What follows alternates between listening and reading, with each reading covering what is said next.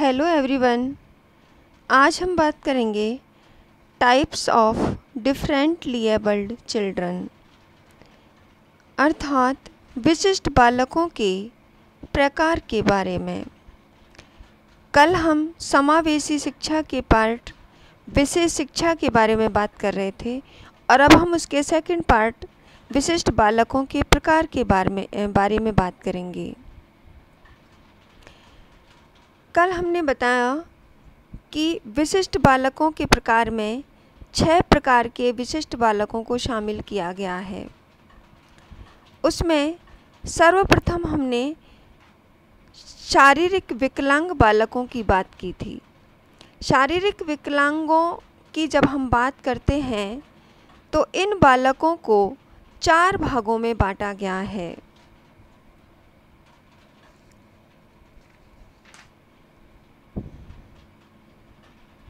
पहला है दृष्टि दोष युक्त बालक, दूसरा श्रवण दोष युक्त बालक, तीसरा वाणी दोष युक्त बालक और चौथा अस्थि विकलांग बालक। अब हम बात करेंगे दृष्टि विकलांग बालक की। हम सब अपने आसपास के वातावरण को अपनी ज्ञानेंद्रियों के माध्यम से जानते हैं और सभी संवेदी अंग मिलकर एक वस्तु की प्रतिमा बनाने में हमारी सहायता करते हैं। अर्थात किसी भी प्रत्यय को समझने के लिए उसके रंग, आकार, स्वाद, कोमलता आदि को अनुभूति करना अत्यंत आवश्यक होता है। और दृष्टि सभी संवेदी अंगों या ज्ञानेंद्रियों में महत्वपूर्ण है।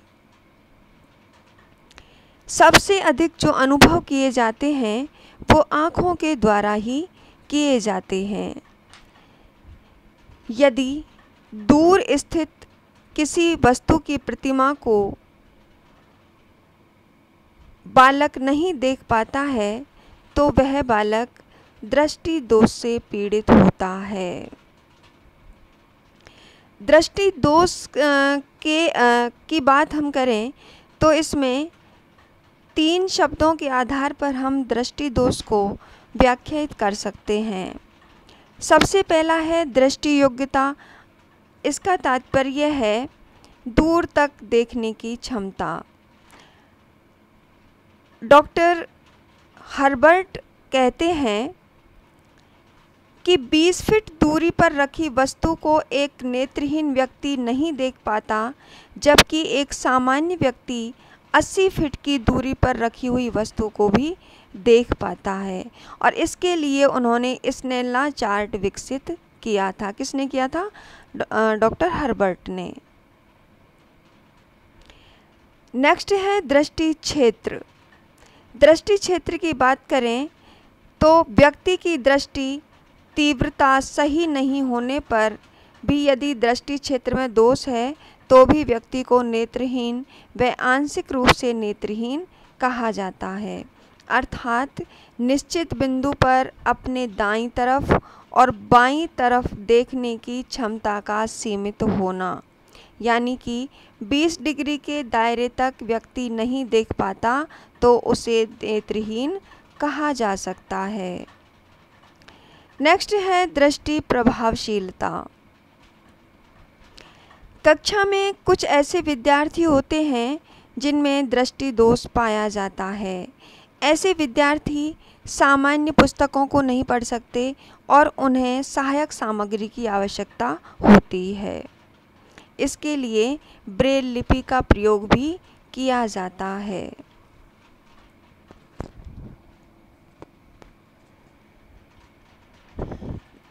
दृष्टि दोष जो बालक होते हैं वो 60 से 70% बच्चे संक्रामक रोग के कारण दृष्टिहीन हो जाते हैं। दृष्टिहीन बालकों को 6 वर्गों में विभाजित किया जा सकता है शिक्षा के क्षेत्र में, यानी कि जन्मजात अथवा पूर्णांध वर्ग। इस वर्ग में 5 वर्ष के पूर्णांध आते हैं। ऐसे बालक जो 5 वर्ष के बाद ही अपनी दृष्टि खो बैठते हैं। कुछ बच्चे होते हैं आंशिक जन्मांध जिनकी दृष्टि कमज़ोर होती है और ऐसे बालक थोड़ा बहुत देख सकते हैं। आंशिक अंधता वर्ग में आंशिक दृष्टिहीन बालक आते हैं जिनकी दृष्टि विकार रोग के कारण किसी भी आयु में कमज़ोर हो सकती है। आंशिक जन्मजात दृष्टि वर्ग के बालक केवल नाम मात्र का ही देख पाते हैं या फिर इनके देखने का जो ढंग होता है वो एक आंख बंद करके आगे की ओर सिर झुकाकर देखते हैं, आँखों को बहुत अधिक निकट लाकर वस्तु या पुस्तक को देखते हैं। इसके अलावा आँखों को रगड़ते हैं, आँखों में पानी आता रहता है। श्यामपट्ट पर भी लिखी हुई वस्तु को ये नकल करते समय भी दूसरे विद्यार्थी की सहायता लेते हैं, पलकों को बार बार झपकाते रहते हैं। तो कई चीज़ें हैं जिनसे दृष्टि दोष का पता चलता है कि ये बालक दृष्टि दोष से पीड़ित है। नेक्स्ट बात करेंगे हम श्रवण विकलांगता की, अर्थात जिन बालकों को सुनने में प्रॉब्लम होती है। शारीरिक विकलांगता के अंतर्गत मूक बधिर विकलांगों का वर्ग आता है। इसके अंतर्गत वे बालक आते हैं जो किसी कारण से पूर्ण रूप से या आंशिक रूप से सुनने में असमर्थ होते हैं और ऐसे बालक वंशानुक्रम या वातावरण किसी भी कारण से श्रवण दोष से युक्त हो सकते हैं।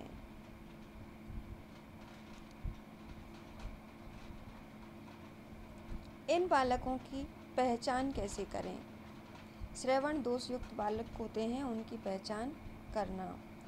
तो श्रवण दोष युक्त बालकों में कुछ लक्षण ऐसे होते हैं जिन्हें यदि हम उनके व्यवहार में देखें तो अनुमान लगा सकते हैं कि इन बालकों को सुनने में प्रॉब्लम है या सुनने में कठिनाई आ रही है। जैसे कान की बनावट में दोष होना, कानों का अक्सर बहते रहना, दर्द की शिकायत रहना, कान खुजलाते रहना, सुनने के लिए सिर को एक तरफ से दूसरी तरफ घुमाना, अध्यापक से बार बार प्रश्नों को दोहराने के लिए या निर्देशों को दोहराने के लिए कहना, जब अध्यापक पढ़ा रहा होता है तो उसके चेहरे को ध्यान से देखना, बोलते समय वाणी में या बोलने में कठिनाई का परिलक्षित होना आदि ऐसे कई कारण हैं जिनसे हम इन बालकों को आसानी से पहचान सकते हैं। इसके अलावा हम इनकी पहचान कुछ विधियों के द्वारा भी कर सकते हैं, जैसे विकासात्मक पैमाना। इसमें संवेदी गामक यंत्र के संदर्भ में बालक के वर्तमान स्तर का पता लगाकर उसकी श्रवण विकलांगता का पता लगाया जा सकता है। नेक्स्ट है चिकित्सीय परीक्षण। इसमें बालक के श्रवण अंगों की क्रियाशीलता तथा निष्क्रियता की जांच करके श्रवण क्षमता का पता लगा सकते हैं। नेक्स्ट है जीवन इतिहास विधि। इसमें श्रवण दोषयुक्त बालक के जीवन के विवरण का पता लगाकर उसके स्वास्थ्य, इतिहास, विकास का इतिहास, पारिवारिक पृष्ठभूमि आदि को जानकर के पता लगाने का प्रयास किया जाता है कि श्रवण दोष आनुवांशिक है या अर्जित। नेक्स्ट है क्रमबद्ध निरीक्षण। इसमें माता पिता या शिक्षक द्वारा बालक के व्यवहार का सूक्ष्म निरीक्षण किया जाता है और बालक के असामान्य व्यवहार का पता लगाया जा सकता है। अब हम इनके जो श्रवण दोषयुक्त जो बालक हैं उनके शिक्षा की व्यवस्था कैसे करें, उनके पढ़ने के लिए क्या व्यवस्थाएं की जाएं। श्रवण दोष युक्त जो बालक हैं उन्हें श्रवण यंत्र का प्रयोग करना चाहिए। आत्मविश्वास को विकसित करने के लिए नर्सरी शिक्षा देनी चाहिए। एक स्वर को दूसरे स्वर से भिन्न करने के लिए श्रवण प्रशिक्षण देना चाहिए और कक्षा की जो बैठक व्यवस्था है उन्हें आगे की पंक्ति में बिठाना चाहिए। शिक्षक को भी उच्च स्वर में बोलना चाहिए और इस प्रकार की व्यवस्था होनी चाहिए कि छात्र शिक्षक के होठों को ठीक प्रकार से हिलता हुआ देख सके। इसके अलावा हम बात करें तो 25 डेसिबल सामान्य श्रवण क्षमता होती है। इसके अलावा मंद श्रवण क्षमता जो है वो है 26 से 40 डेसिबल। नेक्स्ट मध्यम श्रवण दोष जो होता है वो है 41 से 55 डेसिबल और मध्यम से अधिक श्रवण दोष जो होता है वो है 56 से 70 डेसिबल और तीव्र श्रवण दोष जो होता है 71 से 90 डेसिबल और दुर्बोध श्रवण दोष होता है वह होता है 91 से ऊपर का डेसिबल। अब हम बात करेंगे वाणी दोष युक्त बालकों की। वाणी दोष में एक ऐसा दोष है जो सामाजिक संबंधों को प्रभावित करता है। वाणी दोष सुनने वाले व बोलने वाले दोनों व्यक्तियों को प्रभावित करता है। वाणी दोष में सुनने वाला व्यक्ति क्या कह रहा है इस पर ध्यान न देकर किस प्रकार कहा जा रहा है इस पर ध्यान देता है और श्रोता का ध्यान अपनी ओर आकर्षित करता है। इससे श्रोता एवं वक्ता दोनों ही परेशान होते हैं। वाणी दोष के अंतर्गत दोषपूर्ण उच्चारण, दोषपूर्ण स्वर, अटकना, हकलाना, देर से वाणी विकास आदि आते हैं।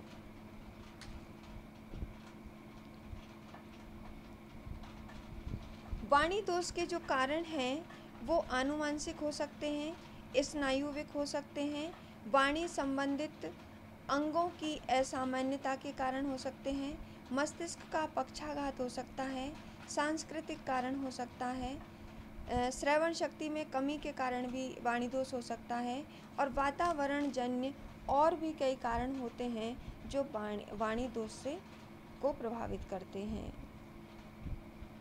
अब इन वाणी दोष युक्त जो बालक होते हैं उनका हम पता कैसे करें। दोषपूर्ण उच्चारण, स्वराघात एवं प्रतिस्थापन के द्वारा। दोषपूर्ण स्वर अर्थात बहुत धीमा, बहुत तेज या एक ही प्रकार की आवाज़। अप्रिय स्वर जैसे नासिका, कर्णकटु, कर्कश, तीखी स्वर में बोलना, स्वर में सांस लेने की आवाज़ का सम्मिलित होना आदि। इसके अलावा तुतलाना, हकलाना, अटकना, देर से वाणी का विकास, बोले गए शब्दों या वाक्यों का अर्थ नहीं समझना, मौखिक रूप से वाक्य सूचना में कठिनाई होना, कटा हुआ होठ अथवा तालु। वाणी में दोष तब कहा जाता है जब सामान्य लोगों की वाणी से वह भिन्न प्रकार की वाणी होती है जो संप्रेषण में बाधा डालती है। अब हम बात करेंगे वाक विकलांगता के कारणों के बारे में।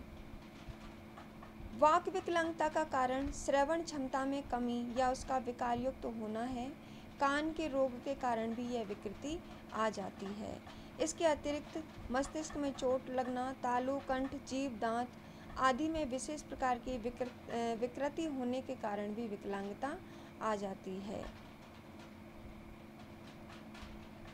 यदि बालक के वातावरण में किसी प्रकार का दोष है तो भी वह इन दोषों को अपना लेता है, जैसे शब्दों का उच्चारण, उतार चढ़ाव, चेहरे के भाव इत्यादि अनुकरण के द्वारा सीखे जा सकते हैं।